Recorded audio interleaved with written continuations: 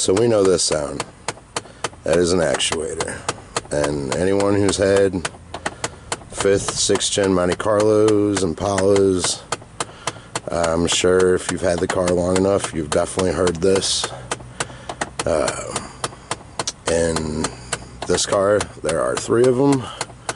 One for the reciprocating air, and one for each side of the dual climate control. Right here, if you could see that. One on each side. The one that we just heard is the driver's side one.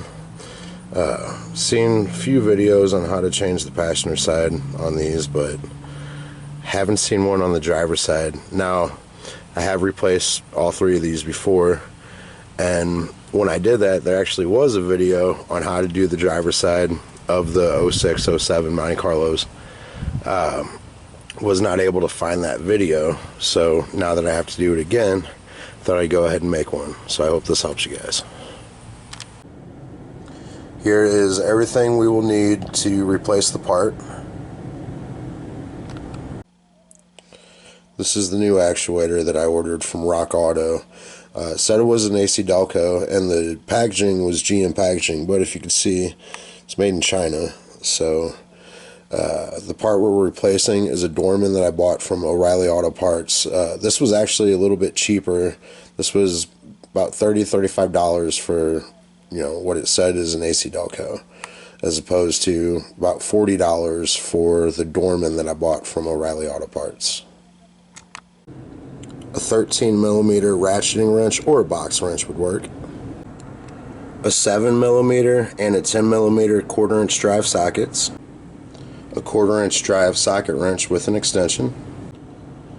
This is a 5.5mm socket, 1/4" drive. What I've done is I've taken a 90-degree 7/32 Allen key and I've soldered it into the drive. Solid, it's on there, it's not going anywhere.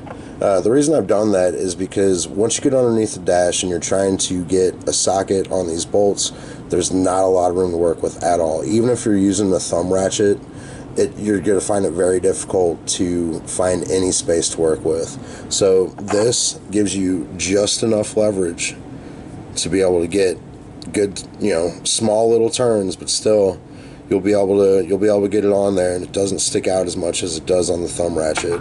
But this will come in handy if you have one of these cars. Make one of these and keep it on you. This will be your actuator tool forever. I'm going to disconnect the negative terminal because there is a cable where we're going to be working with underneath the dash that we're going to disconnect. It looks like a ground cable. So we'll go ahead and take off the negative terminal to be safe. And that's what we're going to use the 13mm for.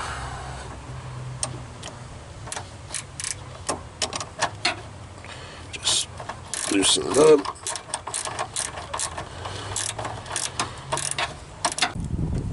Okay, we got the terminal off the post.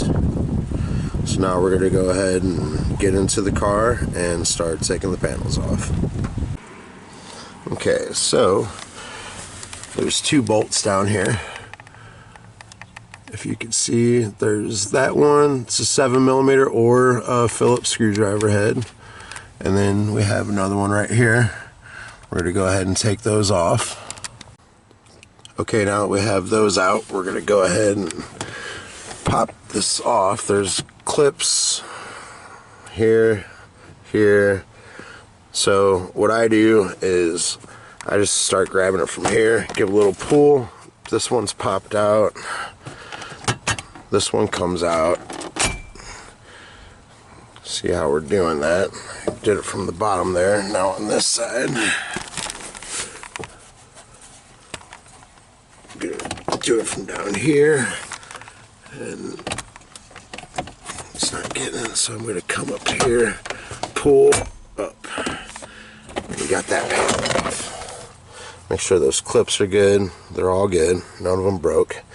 You want to be careful, but at the same time, you know, you got to get that thing off there. So just don't tug on it too hard. Feel around for where they're at and just try to, you know, give it a little bit of pressure. Now we have this metal plate. We have 4 more of those 7mm, or in this case, Phillips.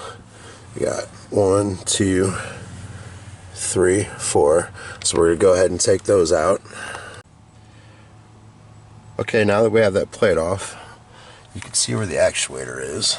I'll get some light in here. Alright, so you see that bolt that's holding that, there's those wires taped up, there's that bolt in the middle. Behind that, it's really hard to see, but behind that is the actuator.